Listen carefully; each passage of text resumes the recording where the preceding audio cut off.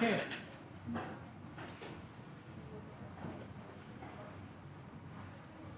Done?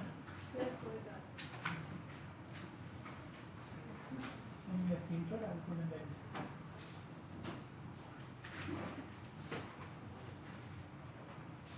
Okay, we are discussing spot speed, and yesterday we talked about how to calculate the number of samples.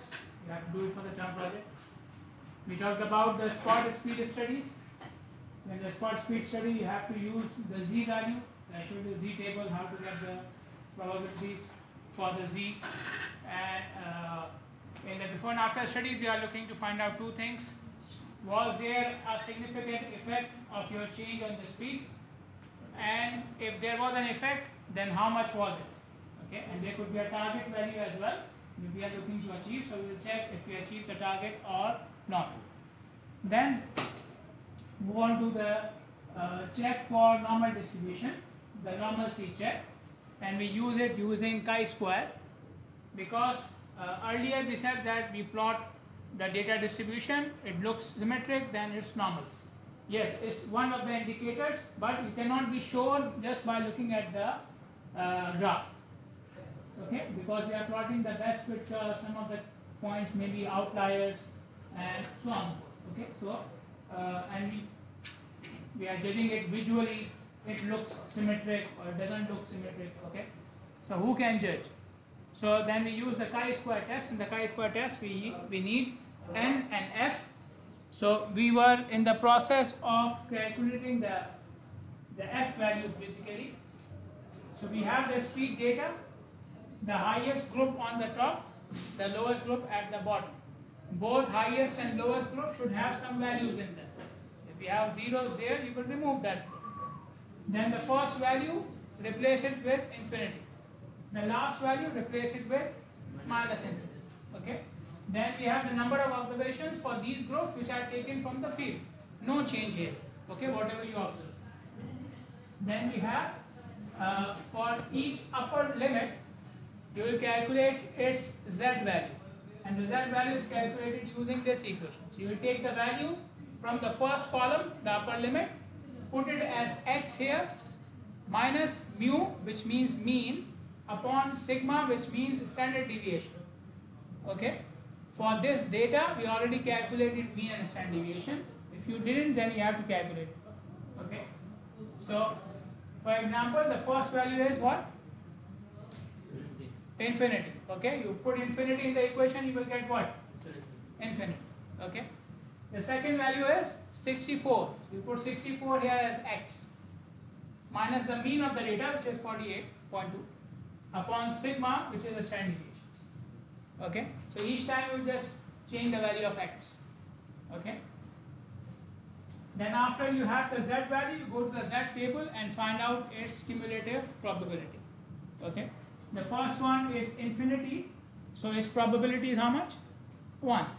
I told you the rule is any value which you don't find in the table and it is higher, the probability is infinity, 1. Sorry, yes, 1, because it is cumulative probability. Okay, so cumulative cannot go above 1, whatever the value is. Okay, and then I told you about the negative z as well. If we had negative z, what do we do? 1 minus positive probability. All probabilities are positive. 1 minus what? Yes? The value in the table. The value in the table. So 1 minus 0.03. Which value from the table? 10. Related with the With the z. which z? Positive z. Table will give you what? Probability of?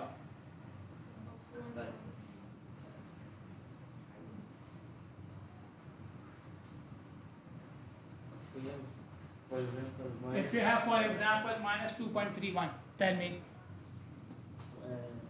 minus 2, we take z as 2.31. Z as 2.31. You will find the value in the table. 1 Yes. minus this value. Yeah. 1 Okay. minus positive. Now everybody will say no. I got it. Okay. So you take the value of z here without the minus sign, you go to the table, you find out the probability 1 minus that probability, okay? So good, now we are moving forward. Now these probabilities as I mentioned are cumulative. Cumulative, okay? Cumulative means what? How do we find cumulative? We summation, right? We add. So these values are added. Now I want the probability of each group. So if I want cumulative, I will add from each group, right? So if I want it for each group, I will do the reverse, right? I will subtract now, okay? So for example, you look at the first value, 0.0051. So this is the difference of the first and the second value, 1 minus 0.99, whatever. The second value is 0.0071. So this is the difference of the next two values, 0.994 and 0.987, whatever. Clear? Clear? Okay? So we'll get the probability for each group. You got cumulative from the table, you take the difference, you will get it for each group. Okay? Then the next one is the frequency in each group. Okay? For the frequency, you will take the probability of each group, multiply by total number of values. Take the probability of each group, multiply by total number of values. Okay? So total of what? Which column? Yeah, this one. Okay, total of this column. So you take each value from here, multiply by the total of this column. Okay, how much is the total? 368, yeah, it's the old data. So you take the first value 0.0051, multiply by 360. Second value, multiply by 360. Okay, total will not change. Total will not change. Okay, so the probability of each group, but multiply by the same number. Clear? Okay. Any questions? Okay. Now we are doing chi-square test. You see here I need two values, n and f, right? I need n and f. What was n?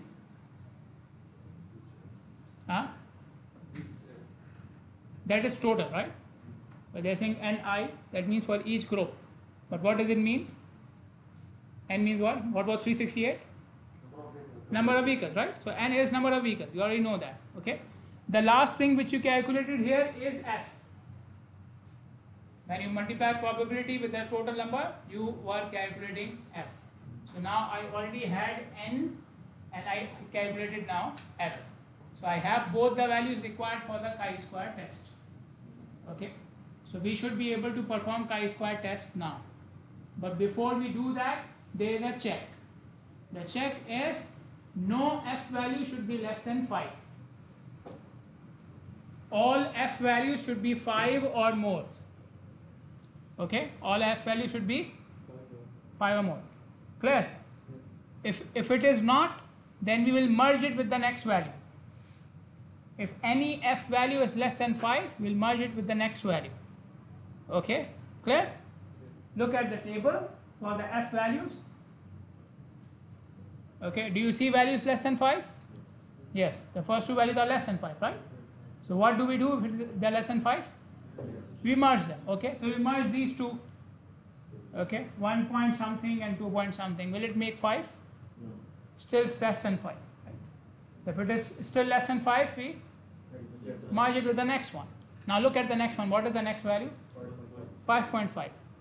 Okay, do I need to merge this one? I don't need to merge this one, but the previous one needs this one. That's why we make groups and temporaries or whatever. Okay, others need you. Think it like this. Many people come to me, I can do alone. Yes, you can do alone and die alone, no problem. Okay, when the time comes, it will happen. For the time being, just think that others need you. Okay, so the third group doesn't need any merging, but the other groups need it. Okay, so we'll merge it for the sake of them. Clear? Okay, so we'll merge how many groups now? 3. 2 of them need it. The third one, obviously, we have to merge it with the third one. Clear? Yes. Okay, so the answer will be more than 5. 5 plus anything, more than 5. Then you come down the table. You see any group less than 5? Okay. The last two groups are less than 5. Right? If I merge these two together, will it solve the problem? It will, right? 3 plus 4 is more than 5. Okay? So I don't need to merge it to any other group. Here the problem is solved. Okay? So until the problem is solved, you will keep on looking at it, right? Until the problem is solved, you keep on merging. Okay? Clear? Huh? Yes. Any questions? Now, since you merge the f value, this is the column with the merged f values. Okay? We merge the first three, and we merge the last two. Okay? Then the chi-square will use n and f both, right? N and f both. So you cannot merge one value and not the other. You have to merge the n values as well. Okay? Why I am merging n values? Because? The equation needs another. Yeah, but why I am merging the n values? I can just simply put, why I am not putting it directly without merging? Why I am doing the merging of n? No, I am doing the merging of n because of f. Because you already merged for f, now you have to merge the same groups for n, whether they are more than 5 or less than 5, doesn't matter. Clear? Yes. The rule does not apply to n. If you merged f, or you did not merge f, but the n was less than 5, doesn't matter. N can be anywhere. There is no rule for n. The only thing is it should follow f. Okay? The n should follow f. Clear? Yes. Okay? So we will merge the same groups, whatever value they have. You will not look at the values now. I already did the merging for f. Now whatever I merge for f, I will do the same for n. So I merge the first three groups for f, right? I merge the first three groups for f. For n as well. Okay? The first three groups, 2 plus 3 plus f. Okay? And I will merge which other groups for f? The last two. Okay? Now look at the last two n values. How much they are? 5, right? Do I need merging here? No. They are already 5. But I will still do the merging because of f.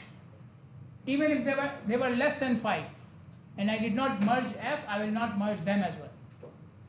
Okay? So there is no regard for the value of n. Whatever the value of n is, it doesn't matter. What matters is, did you merge it for f or not? If you did, then do it for n as well. If you didn't, then don't do it. Clear? Yes. N is random, can be anything. F must be how much? Greater than 5 or more. Clear? Clear? Okay. So you have to merge the first three groups for n, the merged value is 12. The last two groups for n, the merged value is 10. Now you have n and f both. Now you will calculate chi-square for each one of them. So this is the chi-square equation. Okay, so in the first case, it will be 12 minus 10.0832 square upon 12. Okay, so this will give you the first value. You do the same thing for all the groups. Okay, after you do it, you have to take the summation. We are interested in the summation. Our aim is to get the total chi-square. So we will calculate the chi-square for each group, then we will take the total. Clear? Clear? Okay. Yesterday we saw the Z table, right? The Z table, from the Z table we were taking the probabilities. We filled it here as well. Okay. So similarly we have a chi-square table as well. Like we had the Z table, we have a chi-square table as well, which gives us a probability for chi-squares. So this is the chi-square table. The values, these values are the chi-square values. These values are chi-square values. The values on the top, the first row, are the cumulative probabilities for the chi-square.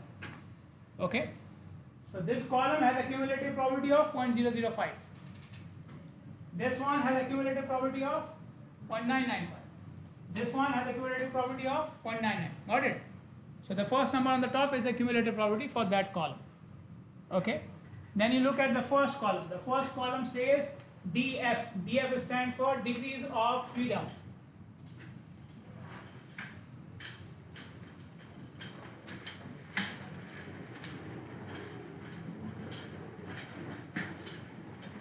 Okay.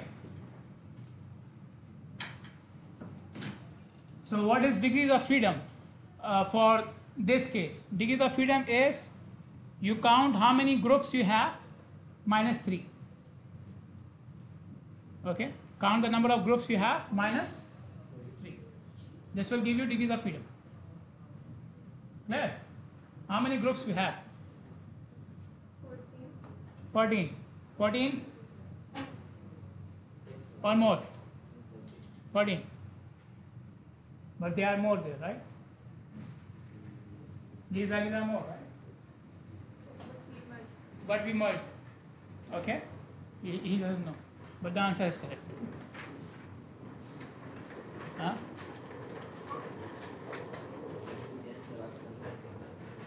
Sorry? Very good. Okay, so don't count the original number of groups, count the groups after merging, if you did the merging. If you did the merging, like you have done now, then we count after merging. Okay, clear? So we have 14 groups, 14 minus 3 is 11. You checked it on the calculator or not? No? Okay, so our degrees of freedom is 11. So I will go in the line of 11, the row 11. Okay, what is my chi-square? 11.666 something. Okay, so I'm looking for 11.66 in row number 11 because my degrees of freedom are 11. Okay, so when we move from here to here, you can see I have 10.34 and then the next value I have is 13.7. Okay, 10.34 and 13.7. I can pick the cumulative probability of each of these values. So 10.34, the cumulative is 0.5. 13.7, the cumulative is 0.25. So 0.5, 10.34, 0.25, 13.7. Okay. So again, going back to the example where we did the Z test, so there was a limit of the probability, right? We said if it is more than this, then the decision will be this. If it is less than this, here that limit is 0.05. Okay.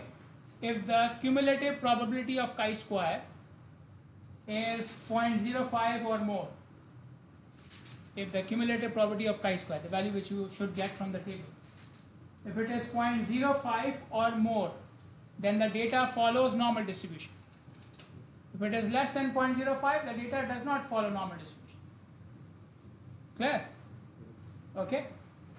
So I know I know my value, which is 11.669.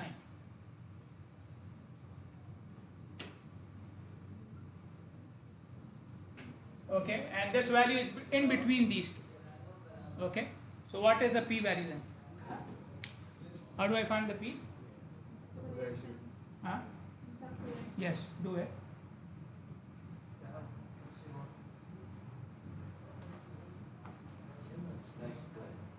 Sorry? Same as what? Same as chi-square.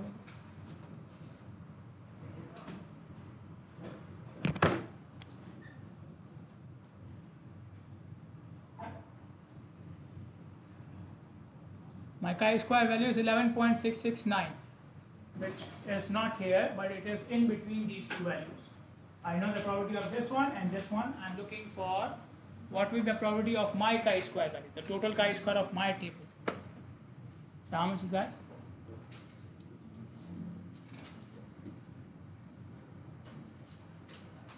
No, no.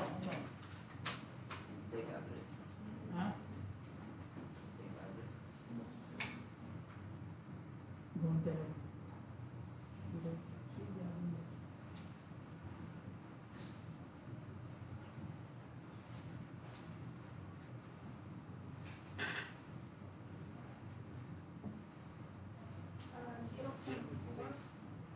Mm-hmm.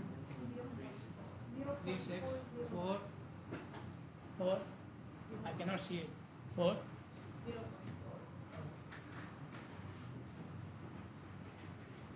What did I say the rule is? What was my limit? 0. 0.05. Okay, so it is more than this. The answer is more than this. So what is my answer now? What is my final decision? It follows normal distribution. Okay, it follows normal distribution because it is more than 0.05. Even if it was exactly 0.05, we'll say the data follows normal distribution. Clear? Clear? Okay. Now I made you do something extra here. What was that?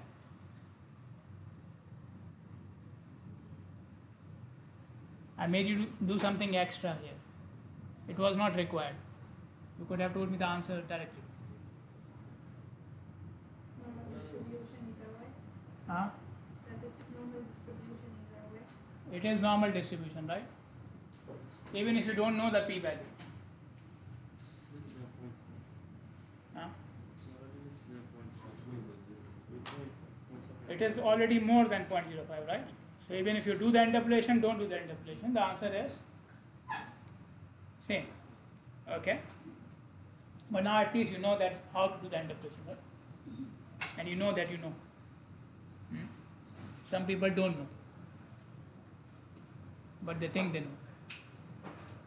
Huh? Okay, so if you have two values for both of them, the probability is more than 0.05, the answer will remain the same. If you have two values, both of them less than 0.05, answer will remain the same. Okay, so do interpolation, don't do interpolation, take average, don't take average, doesn't matter. Okay, clear? Okay, the answer will remain the same. This is one example. The speed groups are given, the number of vehicles are given, and you will see different parts of this example in the slides. The answers are given. Okay, so this is for the sake of your practice. It includes everything which we have done in this chapter: the mean, median, mode, pace, percentage, percentiles, standard deviation, okay, and number of samples, chi-square test, before and after study. All these things are covered. So do it, and you can check your answers from the slides, and just for the sake of practice. Okay, we will move on to, it's there. Okay, we'll move on to travel time studies now. I've mentioned a couple of times earlier, whenever we talk about speed, we'll always talk about travel time as well, because they are related to each other. Okay, so we are talking about spot speed studies. Now we'll talk about travel time studies. Another name for travel time studies is journey time surveys. Okay, journey time surveys means travel time studies. The difference between a spot speed study and a travel time study is the length of the segment. For the spot speed study, there was a limit that the distance which you are taking cannot be more than this value. What value? 1000 feet. Okay, because it's good enough for speed study. But if you try to do travel time studies with less than 1000 feet, your travel time will be in seconds, may not be even 10 seconds, which is not good for travel time study. There is no time. Imagine you are doing travel time study and your time is 2-3 seconds. This is a very small value. Okay, so in travel time studies, we keep a longer distance. The travel time studies are done for longer distances. Okay, so usually we are interested in finding out travel time between 2 points, and these 2 points can be any distance apart. One point can be in one city, another point can be in another city. Okay, or one point can be start of the highway, another point can be end of the highway. One point can be one intersection, the other point can be some other intersection somewhere else. Okay, so we are doing it between 2 points which should be farther apart from each other. Delay studies are also part of travel time studies. Okay, so we don't do a separate delay study for segments. Okay, we make it part of travel time studies. Where can we use the travel time study data? We can use it to identify problem locations. Okay, so on a highway, which location is called as a problem location? The one which has more delay, right? More delay means more travel time. Okay, so you can identify problem locations using this. You can measure the highway's level of service. LOS, it is mentioned in the syllabus as well. It stands for level of service, meaning the performance of the highway. The performance of the highway. So if the travel time is more, the performance is less. Okay, travel time is more, the performance is less. Okay, but level of service includes many things, not only problems. It includes the design of the highway as well. So you may have a street which has more travel time without any problem, just because of the design. Because it's a small street with speed humps and one lane only and so on. Okay, so it will show in the level of service. Okay, it's not a problem location, but level of service will show. This point I mentioned in the last chapter as well, that travel time is used for traffic assignment. Traffic assignment means the demand of the highway. The demand of the highway. Okay, so how the drivers decide about the highway? How do they choose the highway? Based on what? Time, right? We'll choose a highway which has less time. Okay, so you consider the travel time when you are calculating the demand, because this is how the highways are chosen. Then travel time can be used for economic evaluation as well. You have taken the economics course, right? Engineering economics, right? So economic evaluation means what? We consider two things when you are looking at the economics of any project or any item. We consider two things. What are those? Time and cost. Cost and benefit. Benefit pay. Right? Cost and benefit, right?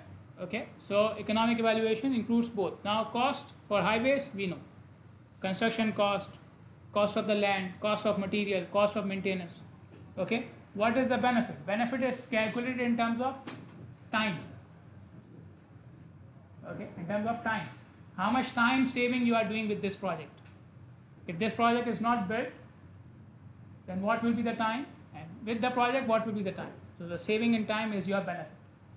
Okay, this is how they decide about new bridges and increasing the number of lanes. If you don't increase the number of lanes, how much is the travel time now? Okay, because it's not in terms of money.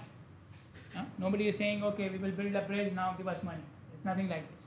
So there is no benefit. Only the only benefit is in terms of travel time. Okay. And then we can use travel time data to develop time contour maps. Okay. So I will show you example of a time contour map, and I will explain why do we draw it.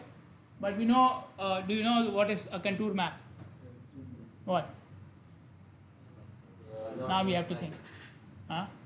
Lines. Lines in the map and shows the leveling of the road. Leveling of the road. Same. We don't call it leveling, okay? We call it levels. We call it levels. Leveling is something else, level is something else. Clear? Level means elevations. So there is no such term as elevationing. So it cannot be level. Yeah, we do leveling, but that is to find out elevations. Okay, so it shows elevations. Okay, so there are lines which are showing elevations, right? So time contour map has lines which show time or timing, right? Time. Clear? How is the joke? Okay. How do we collect travel time data? Travel time data can be collected using different methods. The first method is a test car method, test car technique. Okay, in test car technique, you hire a car with the driver and you give him the task that you have to go from start to end. Okay, and you will sit in the car with the driver and you will note down the time. Okay, and this time can be noted from start to end total, or you can note it down from start to other points. Okay, so start to point A, point B, point C till the end. So you can do this with the test car technique as well. And another thing which you can observe is the delay, because you are inside the car. So when the car stops, you know. You can note down that time as well. In test car technique, you can know the total time, you can know the time to intermediate points, you can know the delay of the vehicle as well. Okay? Clear? And we can, instead of noting down the things manually, you can have some devices which can do it for you. Okay? Now, test car technique can be applied in 3 ways. There are 3 cases of test car technique. All 3 of them are test car, under test car. Okay? The first one is called a floating car. Okay? Floating car is applied on 2-lane highways to find out the average speed of a direction. 2-lane highways to find out average speed of a direction. Okay, so you have a test car, okay, and you assign the driver, you have to go from point A to point B on this 2-lane highway, and you will not note down the time. Okay, but you will give him an extra restriction that he has to maintain his position in the traffic stream. His position in the traffic stream cannot be disturbed, should not be disturbed at the end. So if he is the 3rd guy in the line, when he reaches the end, he should be the 3rd guy to reach as well. Clear? Okay? Got it? So when you started the survey, there were 2 vehicles in front of you. When you reach the end point, should still be 2. Yeah. So you cannot cross others, even if you want to. Even if you are dying to. Huh? The other person is going at 10 kilometers per hour. You have to stay behind him, whatever happens. You know? For some of us, like torture, right? We can die inside the car just because of this, right? So you cannot overtake because it will disturb your position, right? And what about the others? What about the others? They are not all test cars. They will do it, right? So you keep a gun for them, right? Gun? You already have it, right? No?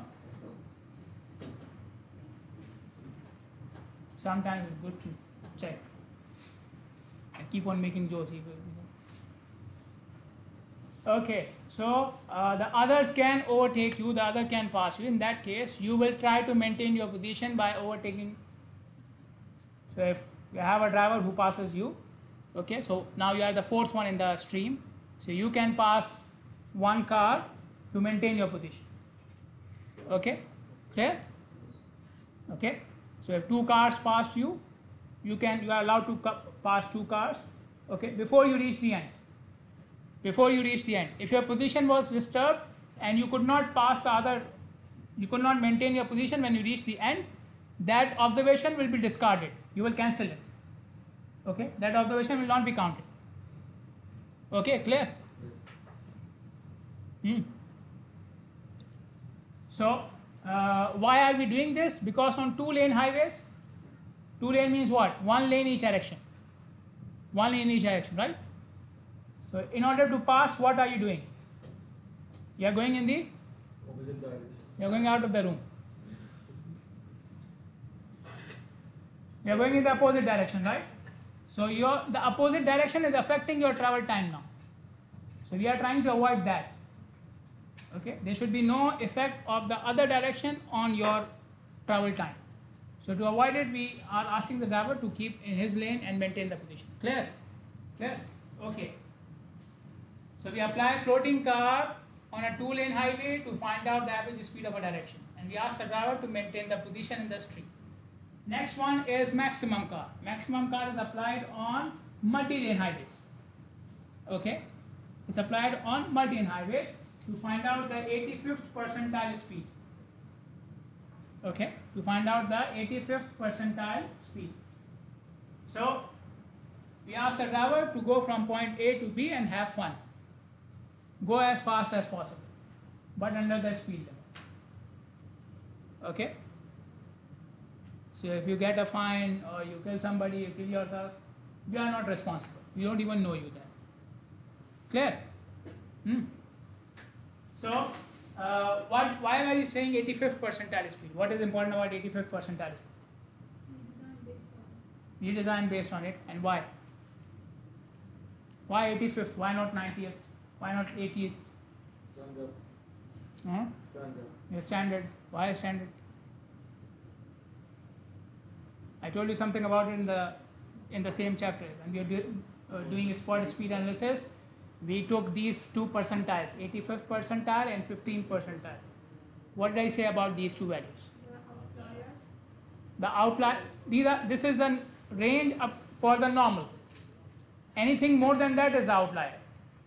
Okay. So this is the maximum normal speed on the highway. Maximum normal speed on the highway. Okay. So maximum car technique will give you this value, or is supposed to give you this value, an idea about this value. And average car, then we have the average car method. Average car method again applied on multi-lane highways to find out the average speed. Average car technique is applied on multi-lane highways to find out average speed. So again we have a test car, hired, driver goes from point A to B, however he likes or she likes. Okay? There is no restriction. He wants to change the lane, he wants to go slow, fast, whatever. Clear? It's up to the driver. Okay? So floating car, 2-lane highways, average speed. Maintain the position. Maximum car, multi-lane highways, go fast, so we can find out 85th percentile speed. Average car, multi-lane highways, go normally, we want to find out the average speed. Clear? But all of them are under what? Test car. Okay. One important thing with the test car method is how many cars you should have on the road simultaneously. Test cars. Test cars, because these are extra vehicles. Test cars are extra vehicles. You are hiring them to be on the road. Okay. So if you put too many of them at the same time, you will disturb the flow. That means you will disturb your observation as well. The observation will not be normal. It will not be actual. Okay. So they have given us a limit. You can go up to 10. Okay. So you can put 10 test cars at the same time, but don't do more than that. Clear? Okay. There is an exception if you are doing it on a major highway in the peak hour. Peak hour flow on the major highways can go up to thousands. Okay.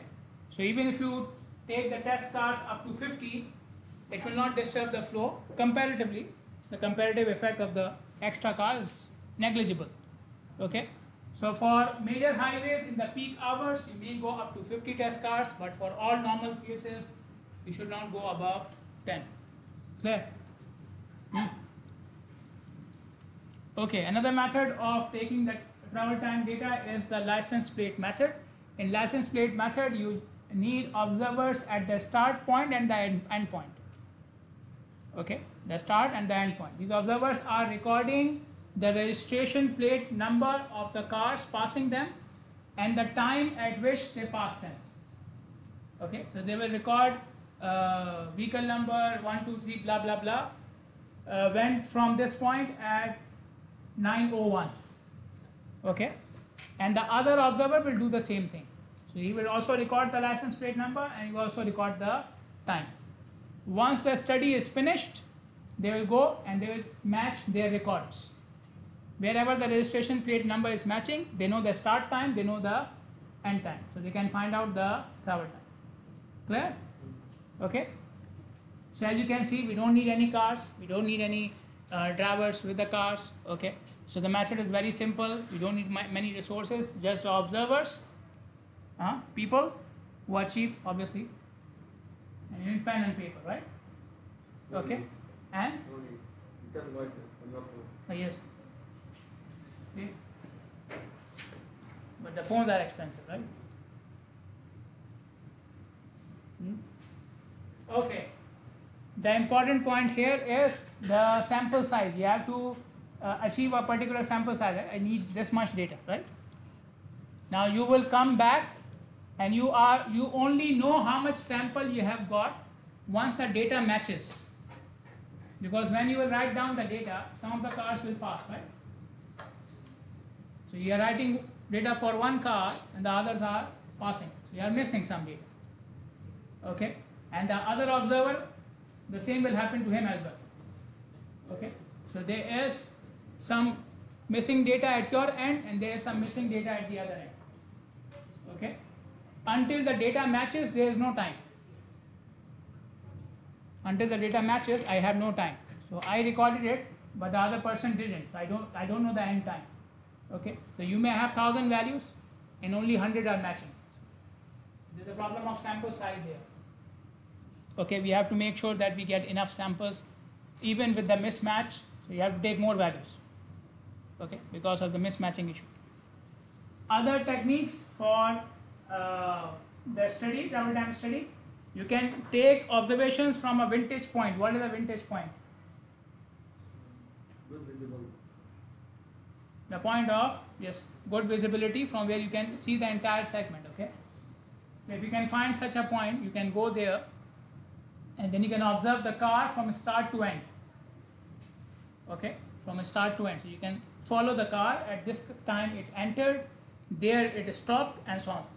Okay, but then your segment cannot be very long and you need a good point still as well. You can update the test car technique.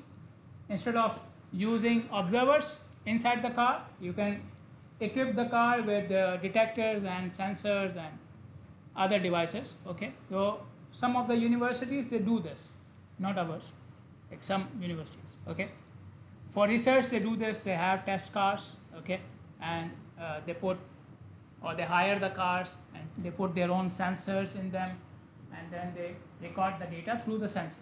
So once the data comes, they will extract the data from the sensors. Okay, so there is no manual recording there. Obviously it is more accurate, but then you need more resources as well. Okay, more equipment. Instead of recording the data manually, you can videotape the section. But videotaping philosophy from a vintage point.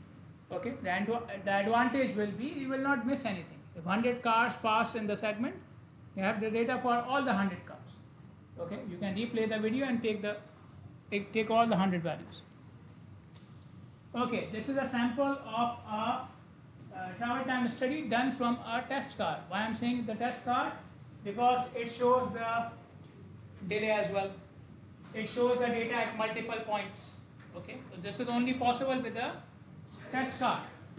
Okay, so on the top you see some basic information: name of the highway, name of the observer, date, time, and the starting point. Okay, then you see in the first column, these are the other points which are along the route of the study. Okay, so we have from milepost 15, then you go to 16, then 17, then 18, and so on. The next two columns are distance and time, and both of them are cumulative. So that means both of them are from the start point. All values are from the start point. 1 mile from the start, 2 miles from the start, 3 miles from the start. Then we have travel time, again from the start. So this much from 15 to this point. This much from 15 to the next point, and so on. Clear? Yes. Why we are writing it like this? Because we are using a stopwatch. So this is how the stopwatch will show you the data. Okay, so we write as we have got. Okay. The next 4 columns are per section. They are not from the start point. They are between 2 points. So the first one is from 15 to this point. The next one is between these 2 points, 16 and 17. Okay, the next section is between 17 and 18. Then 18 and 19. Got it? Clear? What are these values? The delay of the car, the number of stops for the car, the travel time, and the reason for stopping, if there was. First section, 15 to 16. No stopping, no delay, no stopping. And the travel time is the same because it's already from 15. Next one, 16 to 17. Okay. No delay because there was no stop. And how did I get this? Subtraction. Yeah, you already have the cumulative. You subtract these two values, you get the section traveled. Next one, between 17 and 18. Now there is a delay of 42.6 seconds. Why? Because the car stopped 3 times. And again, the travel time taking the difference.